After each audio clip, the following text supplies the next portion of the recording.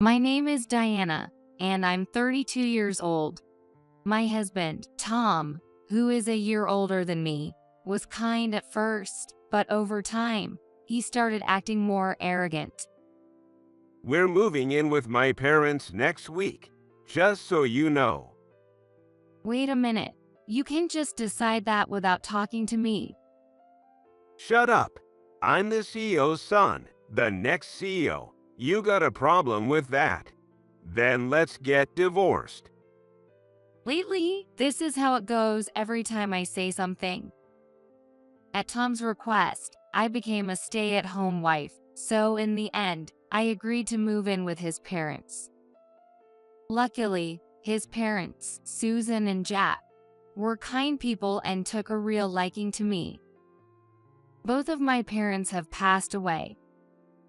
For someone like me, they treated me warmly, almost like real parents. I also devoted myself to them as their daughter-in-law. Susan and Jack would sometimes put Tom in his place when he acted arrogantly. Enough already. A marriage is a partnership, and just because you're the CEO's son doesn't mean you're more important. Okay, I get it. Tom would quiet down a bit when his parents scolded him, knowing he couldn't win against them. Soon after, I found out I was pregnant. Both Tom and his parents were thrilled with the news. For a while, Tom was considerate and even helped with housework. It felt like the kind and caring Tom from before had come back, and I was happy. But that all changed once we found out the baby's gender. Today, the doctor told me we're having a girl. I shared the news with Tom when he got home from work, but his reaction was visibly disappointed. Tesk, a girl. What's with that attitude? As long as the baby is healthy, who cares if it's a boy or a girl? Shut up. I'm going to be the next CEO. I need an heir. You wouldn't understand that, being a woman and all. With that, Tom quickly went upstairs. Hey, Tom, I'm so sorry. Diana, don't worry about the whole heir thing. It's not like boys automatically inherit and girls don't these days. Jack and I will be thrilled as long as the baby is born healthy, no matter what the gender is. Thank you, Susan. I'm sure once the baby is born, Tom will come around and adore her. But after that, Tom gradually stopped being as kind or considerate. In fact, he started spending more and more time away from home. Sometimes, he wouldn't come home for days. The future CEO is a busy man. Whenever I or his parents asked him, he would just dodge the question. What exactly are you so busy with? Diana is pregnant. You need to be there for her. Got it. I'm sorry. Tom would apologize when Susan and Jack scolded him, but nothing ever changed. Time passed, and soon it was time for me to give birth. I wanted Tom, the father of my child, to be by my side. But Tom said he was busy and didn't show up, even at such an important moment. Instead, Susan arranged for the ambulance and stayed with me the whole time. I gave birth to a healthy baby girl. Diana, thank you, really. Thank you. She's such a beautiful baby. Susan was overjoyed, with tears in her eyes. Even Jack, who was supposed to be busy, rushed to the hospital. Both of them were absolutely smitten with their first grandchild. However, even after I informed Tom of the birth, he only sent a congratulatory message via email. He didn't visit me at the hospital, not even once during my stay. What's Tom doing? Leaving Diana and his newborn daughter like this? I'm so sorry, Diana. Please, don't worry about it. I'm sure he has something important to take care of. I tried to calm down the angry Jack and comfort the apologetic Susan. Even when it was time for me to be discharged, Tom never showed up. Right after I got discharged from the hospital, Susan and I named the baby Emily and sent Tom a message. Sounds fine. But that was all I got in response from him. Tom was still rarely home. When I asked if he could come with me to file the birth certificate, all he said was that he was too busy. Susan, could you come with me to file the birth certificate? Of course, I'd be happy to. Susan drove us to the state office. After we got out of the car, she offered to carry Emily. Thank you for everything, truly. Don't worry about it. You just gave birth. You're going through a lot. Let me help out, especially in place of Tom. After we filed for the birth certificate and were about to leave, Susan suddenly stopped me. Diana, is that? When I followed her gaze, I couldn't believe my eyes. There, unmistakably, was my husband Tom. What on earth is he doing here? Tom was with a young blonde woman, and they were at the counter receiving a maternity health record.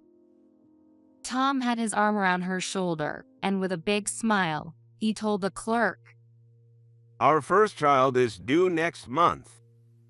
The woman, rubbing her belly, smiled up at Tom and said, I can't wait. You're going to be such a great dad. My mind went completely blank. Even though I was in shock, part of me was analyzing the situation. The reason Tom was frequently away from home and indifferent to me and Emily was because he had been cheating and had fathered a secret child. Diana, I don't even know how to apologize.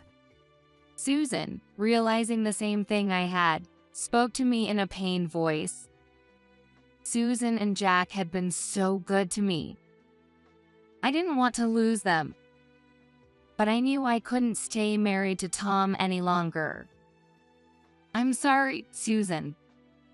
I said that as I went to get the divorce papers and immediately filled out my part.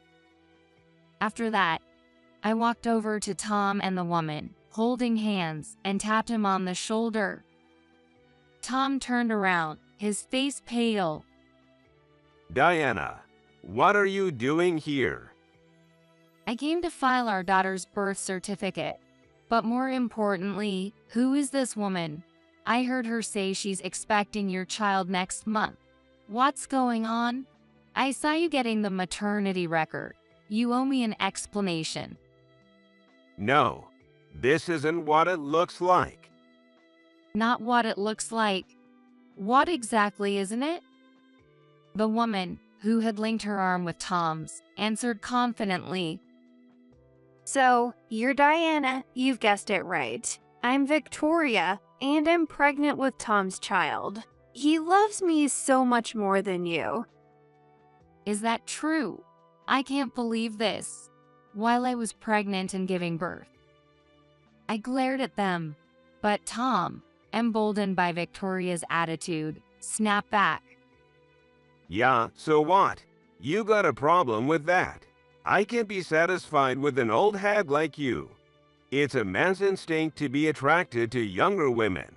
And it's also in our nature to spread our seed and have as many kids as possible. You think you can excuse everything by calling it instinct? I can't live with someone who acts like an animal. Sign the divorce papers. Yeah, fine by me. Victoria's way younger and prettier. Plus she's having a boy. I'll gladly divorce an old hag like you who can only have girls. My parents will be happy about it too. You're disgusting. Say what you want. As the future CEO, I sometimes have to make ruthless decisions. With that, Tom signed the divorce papers right there and tossed them at me. But what are you going to do now? You've just given birth, and here you are, abandoned by the future CEO, becoming a single mother.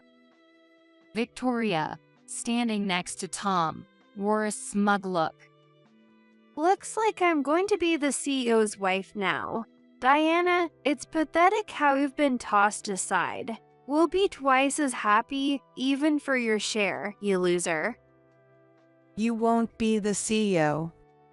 Susan appeared, holding Emily, cutting through their mocking remarks. Mom, wait, what do you mean? I'm not going to be the CEO. That's impossible. That can't be true. It's true. I've just told Jack everything through email, and he's furious. Jack has always been a devoted husband, and he values trust and integrity above all else. Knowing that his son was cheating on his pregnant wife, and even fathered a child with another woman, he's decided you're not fit to be the next CEO. You've been removed as a candidate. But if you do that, the company will go under. Don't get so full of yourself. There was already talk of removing you from the running. Looking at how you work, it's clear you were never cut out to be the next CEO. That's not true. Why didn't you tell me? We did talk to you about it. Jack and I both warned you that being the next CEO wasn't a guarantee, especially with how you've been acting, but you didn't listen. You shrugged it off, saying, "It's just a threat, right? I'm your only son. Who else would they choose?" You remember that, don't you? Well, this whole ordeal made us realize that a hereditary system is outdated. The next CEO will be chosen from the employees. There are plenty who are more competent than you, and both Jack and I are cutting ties with you. Don't even think about coming back home. You, Victoria, and your unborn child, just leave and go somewhere else. Why? Why am I being treated like this just for changing wives? I'm giving you a grandchild. Diana's kid is a girl, but Victoria is having a boy. He's the heir. That's why you should accept this. A child's gender, that's irrelevant. The child is innocent, but I will never recognize him as my grandchild, and I won't leave anything for him to inherit. Wait, what does that mean? Does that mean I won't be the CEO's wife? Victoria grabbed Tom in a panic, shaking him, but Susan glared at her coldly. I would never want a vulgar woman like you as my daughter-in-law, not even in death. Intimidated by Susan's glare, Victoria fell silent, looking scared. All right, fine. If I get back together with Diana, everything will go back to normal, right? Diana, I realize I was wrong. I'll dump Victoria. Let's start over and raise our daughter together. So don't file those divorce papers, okay? Tom reached for the divorce papers, trying to take them from me. Too late. I've already filed them. While Tom and Susan had been arguing, I had already submitted the papers. What? You just filed them. It's not too late. You can still cancel it. Go cancel it right now. No, why would I? I don't need you anymore, not as a husband or as a father. Think about it. Raising a child on your own is hard. If we get back together, you could still be the CEO's wife. You said Victoria, young and beautiful, was better, didn't you? That was a mistake. It's you I love, Diana. Only you. Tom desperately pleaded, but it was obvious he was only trying to hold on to his position as the next CEO. What? Are you kidding me? You told me over and over how much more you loved me than Diana. Now you're just gonna turn around and beg your ex-wife to take you back? Have you no shame? Shut up. It's your fault for dragging me to the office to get the maternity record. This whole mess is because of you. What? Are you seriously blaming me now? You're the married one here. You're the one at fault. You seduced me. You used a man's instincts against him. This isn't my fault. There you go again, using instincts as an excuse. Like Diana said, you're worse than an animal. And I only went after you because you said you'd be the next CEO. Now you're telling me everything's different. And now you think you can just dump me and our baby. I won't let you get away with it. You're taking responsibility for this. I'm not canceling the divorce, no matter what. The two of them continued shouting at each other, loud enough that people at the office started watching. By this point, Tom and Victoria no longer cared about being seen. Susan and I turned our backs on the two of them and headed to the car. Once I got inside, a wave of exhaustion washed over me. Suddenly, sadness hit, and tears started falling. Tom had betrayed me. The man I thought I knew, the man I had trusted, was really someone like that. I'm so sorry, Diana, I truly am. It's my fault for raising Tom this way. Where did I go wrong? I don't even know how to apologize. It's not your fault, Susan. In fact, I'm really grateful for everything you said to him. Just then, Emily started fussing. It seemed like her diaper was wet. As I changed her diaper, I realized now wasn't the time to be crying. The one who really has it the hardest is Emily. I need to be strong as her mother. When we got home, Jack also apologized to me, repeatedly expressing his regret for Tom's actions. Please, there's no need for that. If anything, I should apologize. Tom was supposed to be your company's heir, and now you've even gone so far as to remove him from being the next CEO because of me. Don't worry about that. If Tom had become CEO, it would have brought the company down. He'll be paying you alimony and child support in full. And, if I may, I have something to ask you. Would you consider becoming our daughter? Of course, we'll help as much as we can with raising Emily. I don't know what to say. Are you sure? Absolutely. To be honest, even without all this with Tom, I've always wished I had a daughter like you. The thought of becoming distant just because of him is too painful. Thank you. I'm truly grateful for being able to remain part of your family. As I began to cry again, Susan gently hugged me. I officially became the adopted daughter of Susan and Jack. I also filed for alimony from both Tom and Victoria, and made Tom pay child support. With Susan and Jack's help, both the alimony and child support were paid in full. Why do I have to pay alimony? Since Victoria refused to pay, Tom ended up covering both their shares from his savings.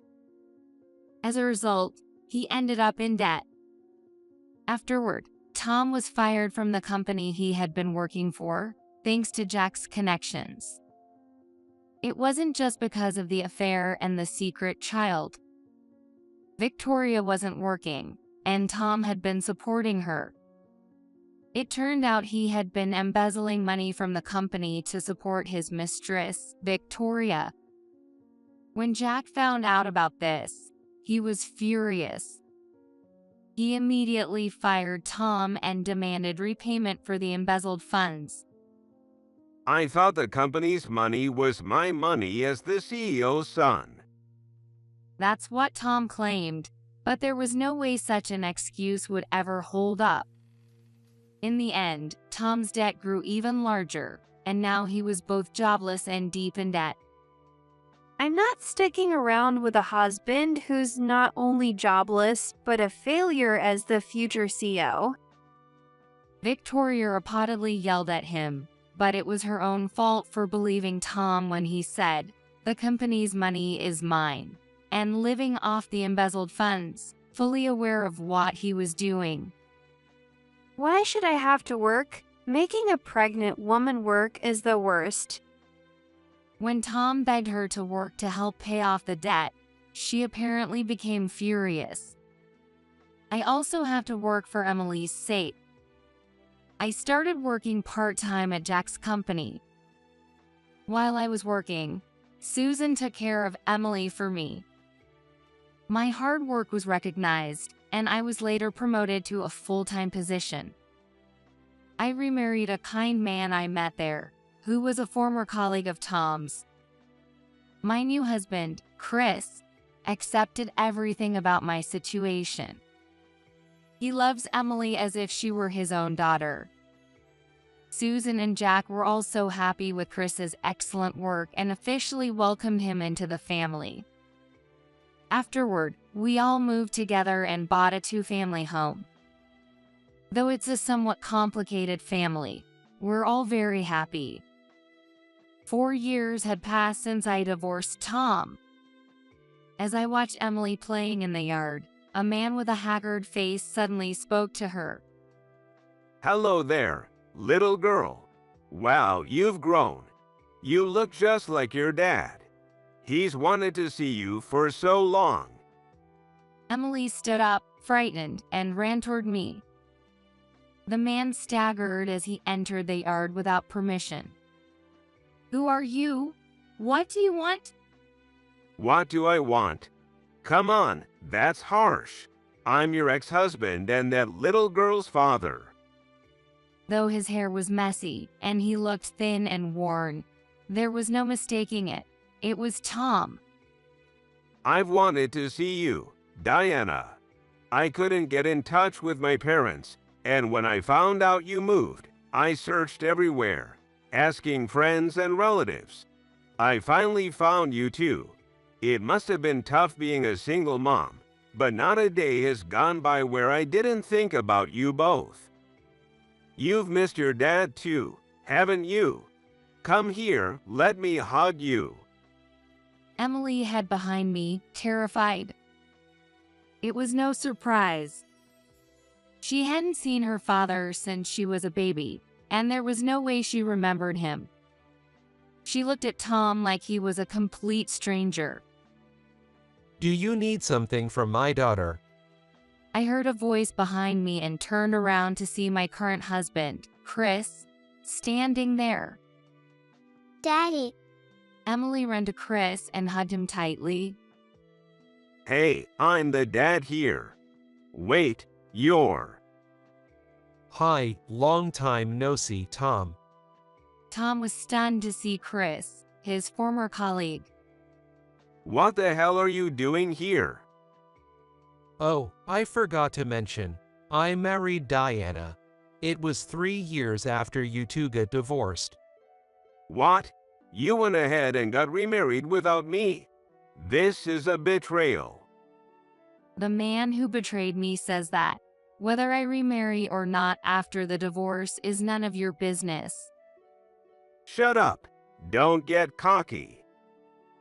Cocky. All right, Tom, you haven't changed a bit. You always used your status as the CEO's son to look down on others. And even though you were set to be the next CEO, you hardly work. You always said, I don't need to work hard. I'm going to be the next CEO anyway. Sometimes you even pushed work onto others and took credit for it. So what? Now that I'm gone, the company's probably falling apart.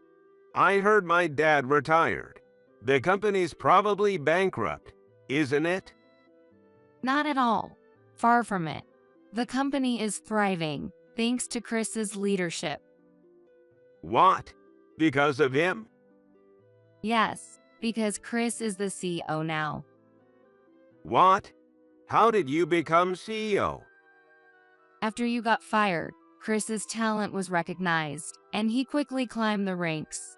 Since he married me, who had been adopted by Susan and Jack retired to receive care, Chris took over as CEO.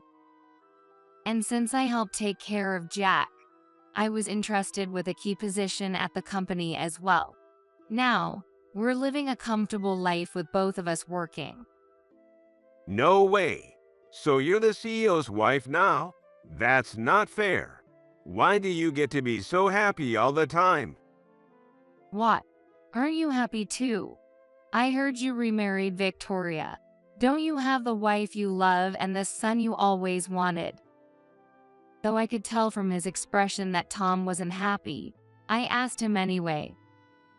He began speaking slowly, almost reluctantly. After that, I found a job to pay off my massive debts and support Victoria and the child. At first, I survived on temporary day labor. The unfamiliar physical labor was tough, but I worked from morning until night. Even so, Victoria, unlike you, didn't help with anything around the house. I'd come home exhausted and still have to do all the housework. No dinner, no bath, not even a word of appreciation. Even if she does prepare meals, it's only occasionally that she gets ready to microwave or pre-made ones. And on the rare occasion she did cook, it was terrible, and if I mentioned it, she'd blow up at me. What's more, Victoria had a spending problem. No matter how hard I work, it all just goes to her designer items and entertainment. We couldn't save a penny. If I complained, she'd always say, "Being a stay-at-home wife is hard, you know." When I once compared her to you, she went into a fit of rage. Whenever I asked her to work, even part-time, she'd snap back. "You promised me I'd live a luxurious life as the CEO's wife after you left Diana. I'm holding you to that. It's your fault for being stuck in some low-paying job instead of being the CEO." She'd even say, "If you'd become CEO, I could have bragged to my friends. But I guess you're just useless without your parents." I couldn't argue with that. Our relationship became completely cold after that. But even in that miserable life, the one thing that kept me going was our son, who was about to turn 3. He called me Daddy, and he was the only thing that made it all worth it. I worked late most days and only got to see him sleeping, but knowing I was doing it for him made the hard labor and Victoria's treatment bearable. But that all changed when I found out Victoria was cheating on me. It was the resemblance. The man she was seeing looked just like the boy, who I'd always thought didn't resemble me at all. Deep down, I had suspected for a long time, but I didn't want to face it. I couldn't take the doubt any longer, so I did a DNA test. And just like I feared, the boy wasn't mine. Soon after discovering this, Tom confronted Victoria about it. "You've been cheating on me, haven't you?" What are you talking about? How dare you accuse your own wife? "It's not just that. The boy isn't mine, is he?" What are you saying? Of course he's your son. I wanted to believe that too, but I had a DNA test done to clear my doubts. It came back with a 0% probability of me being his father. What? You went behind my back and did a test? That's disgusting. Disgusting? Who's the disgusting one here? Were you seeing someone else back then? Fine, I'll admit it. Yes, there was another guy way younger and better looking than you, but he was unemployed at the time, so I couldn't marry him. I didn't even know whose baby it was, so I told myself it was yours, the future CEO's. But honestly, I would have been better off marrying him. What? Because of you, I had to divorce Diana, and I lost my shot at being CEO. You've ruined my life, you tramp. Oh, come on. You're the one who said it's a man's instinct to spread his seed and have as many kids as possible. You can't complain when another guy acted on that instinct. Don't twist my words.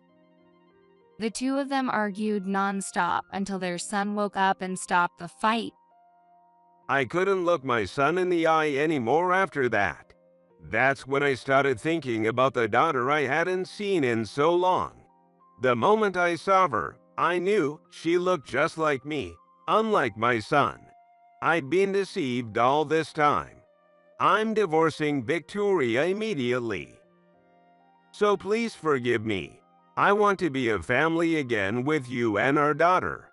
I've made mistakes, but I want to make it right. Let's finally live happily together as the family we were meant to be. No, thank you. We're perfectly happy now. Don't think there's any place for you in our lives anymore. Chris is an amazing father who treats our daughter like his own.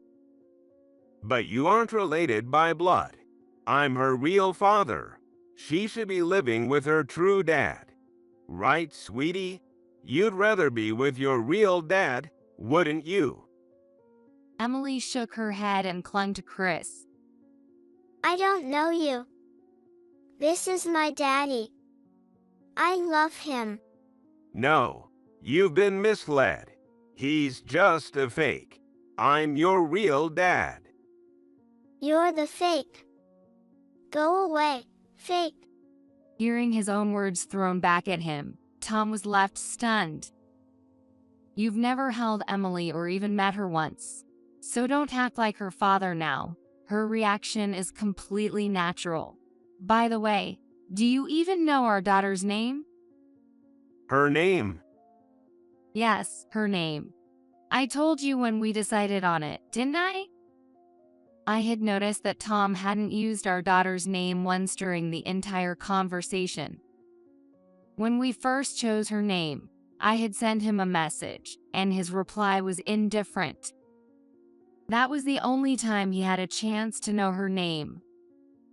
Most likely, he didn't care at all back then, probably because he was with Victoria at the time. As expected, Tom's eyes began to dart around nervously. Well, what was it again? Nancy? Wrong. A man who doesn't even know his daughter's name can't call himself a father. And for the record, I would never get back together with you. Besides, I'm pregnant with Chris's child now. I said this while placing a hand on my belly. By the way, it's a boy, this son you always wanted. You called me a useless woman who could only have girls, didn't you?